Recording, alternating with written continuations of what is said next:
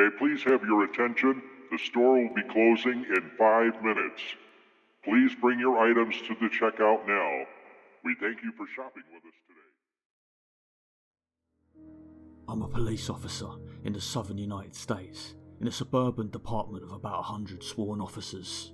I work in a college town. I've been on about 10 years now, made sergeant 4 years ago, but at the time of this story, I was just 2 years on, working night shift patrol. I've been lucky that not a lot has affected me, mentally anyway, during my career. I don't have kids, and that's how it gets to you usually. You could build all the mental walls you want, but when you have an emotional connection with your kids and see something happening to kids, the walls mean nothing. Anyway, this one stuck with me. Still makes my hair stand on end, especially when it rains. It was September, just after midnight. I get put on a call with shots fired.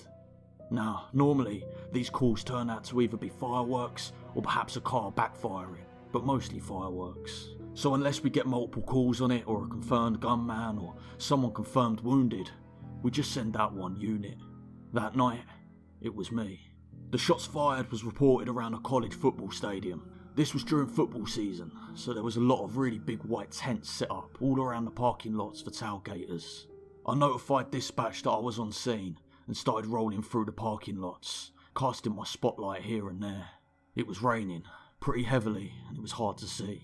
About halfway through the lots, my spotlight illuminated the silhouette of a man sitting in a folding chair under one of those really big tents. I pulled closer and lit him up, notifying dispatch that I was out with one in the parking lot. His back was to me. He appeared to be hunched forward, as if his elbows were on his knees and his head leaning forward. I walked closer towards him and started calling out to him. Can't remember exactly what I said, but it was something like, "Hey man, you okay? You heard anything strange? Can you talk to me?" He didn't move or answer. As I drew closer, I lit him up with my flashlight again. I then noticed the outline of a shotgun on the pavement next to him. Combined with him not answering and the nature of the call, it was enough for me to break leather and have dispatch hold the channel. I kept calling to him as I approached, asking him to show me his hands. 30 feet, 20 feet, 10 feet. My handgun, a Glock Model 22, had a Streamlight TLR-1 light on it, so I had him lit up. 6 feet, under the tent with him. 5 feet, 4 feet. I close on him, come around him to the front. Shotgun suicides are difficult. Often, if they put the barrel under their chin, the blast from the barrel will blow the gun out from under the chin before the shot ever hits them. There was a guy in my hometown that succeeded in a shotgun suicide, only because he did it in front of a pond. Put the barrel under his chin, pulled the trigger, only managed to blow his face off. Coroner said he probably ran around screaming through the hole that used to be his mouth before he drowned in the pond. This guy, however, succeeded, blew his head right clean off. When you do this job long enough, you notice funny little details. His elbows were indeed resting on his knees. It was as though he blew his head right off, set the shotgun on the ground next to him, and then leaned forward and rested his elbows on his knees to think about what he had done. About that time, I noticed that even though I was under the tent with him, it felt like it was still raining. And then I looked up.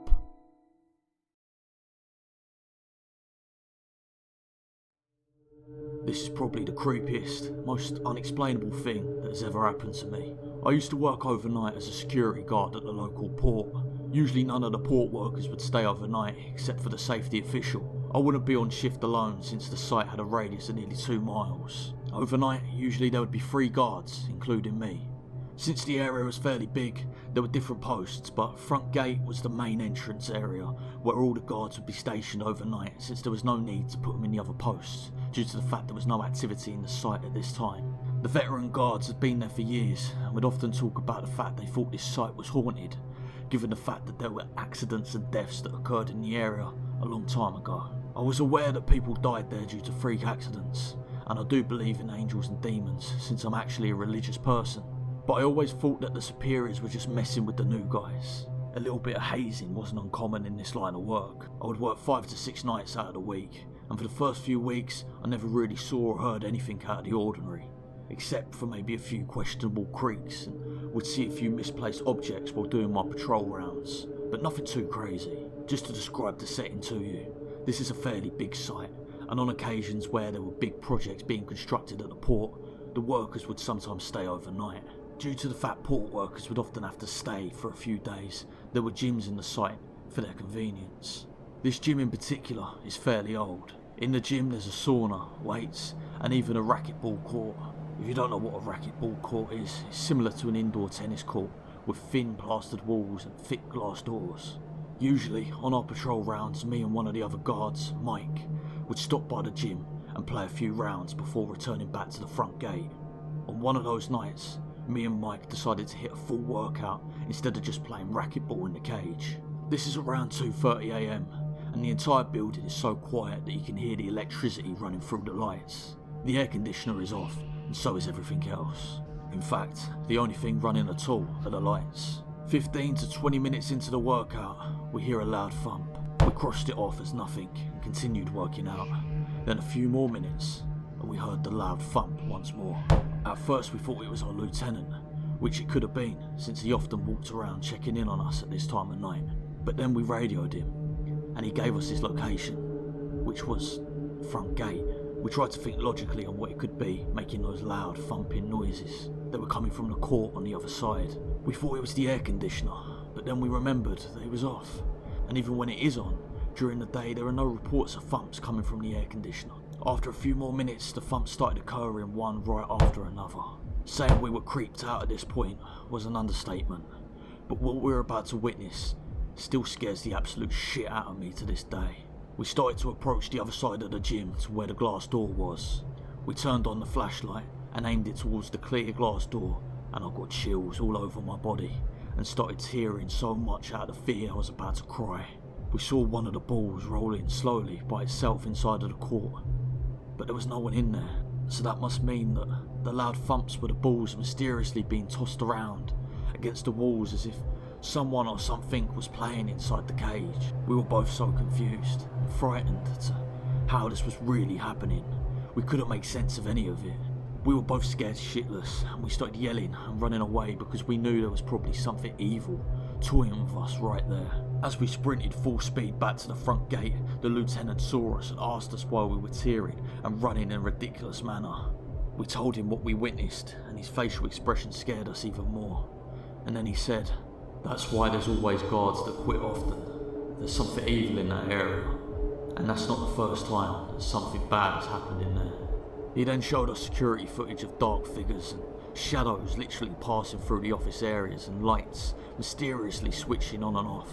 Till this day, I still get chills recounting my experience with my friends and family, and I'm even getting chills right now as I write this on the paper.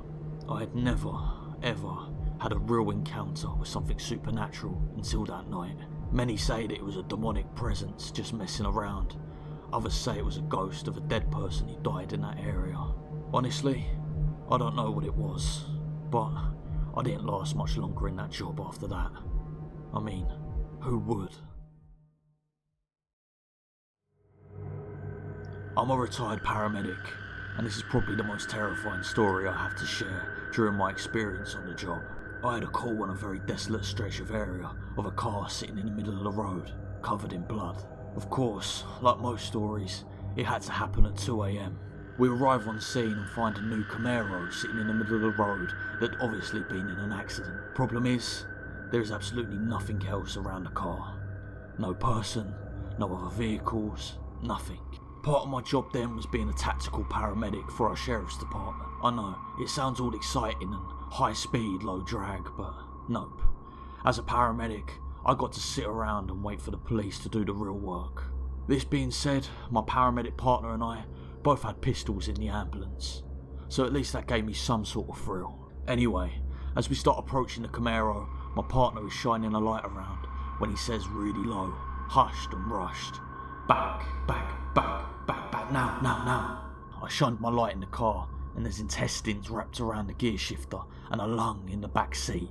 So, we kind of freaked out, called dispatch, let them know what's happening, and we were in the process of getting out of there until the cops show up, when we see a figure appear walking down the road towards us. As he gets closer, we see he's covered in blood and gore. We both throw on our tactical vests and helmets, snatch our pistols as I sound like a frightened Home Alone 9-year-old on the radio to dispatch. We approach and start screaming at him to get on the ground, which he does. After everyone's heart rate is below 200 beats per minute, we start talking and figure out what happened. This guy had purchased a brand new Camaro and drive it to this desolate stretch of road to open it up. He said 1 minute he's shifting gears and the next thing he knows, his car is all over the road and his mouth was full of blood and it seems like an explosion had gone off. I start looking at his injuries over and can't really see anything major and ask him about the passenger in his car. He says, "What passenger?" "There's a lung in your back seat." The guy goes straight into a mental overload and can't come up with anything tangible. "Get him in the ambulance. Police are 5 minutes away. We potentially have another victim out here. I'm gonna have to go look by myself." I walk through the crash scene, look in the car and sure enough, intestines wrapped around the gear shifter. Lung in the back seat. Looks like parts of a liver. Looks like a hand grenade went off inside the car. I walk around the other side of the car and see a faint blood smear stain on the road. I walk to it, see something else down the road, so I keep walking towards it. I finally saw something on the road and ran up to it as fast as I could. Honestly, completely freaked out and scared to death about the body I was about to see. And then I realised the guy had hit a deer. What happened is, when he was winding the car out, the state police estimated he was well over 100 miles per hour. A deer jumped into his car's pathway and hit the top corner of the windshield with its stomach. When the windshield crashed out, it created a negative vacuum in the car, sucking almost all of the deer's organs out and into his car and all over him. I had the fire department decontaminate him, wrapped him up in some blankets and took him to the hospital. The sight of body parts splashed all around the car and my imagination running 100 miles per hour really did stain this terrible moment into my brain forever.